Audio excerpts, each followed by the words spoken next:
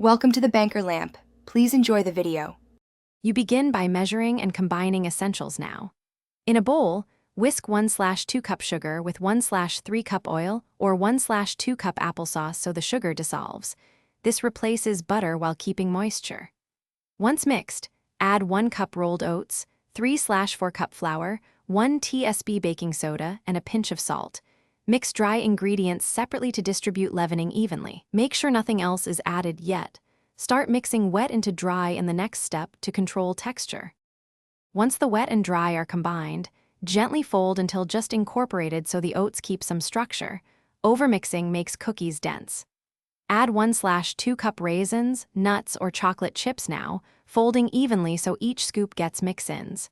If the dough feels too loose, chill it for 15 to 30 minutes.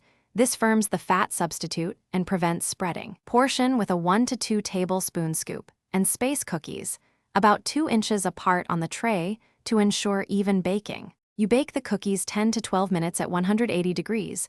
Look for golden edges and slightly soft centers because they firm while cooling. Let them rest on the tray for 5 minutes, then transfer to a rack to finish setting. This prevents breakage. Store cooled cookies in an airtight container up to 4 days.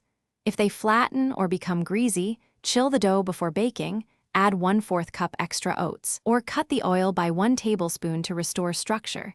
This balances spread and texture. Thanks for watching. If this was helpful, leave a like and consider subscribing. See you next time.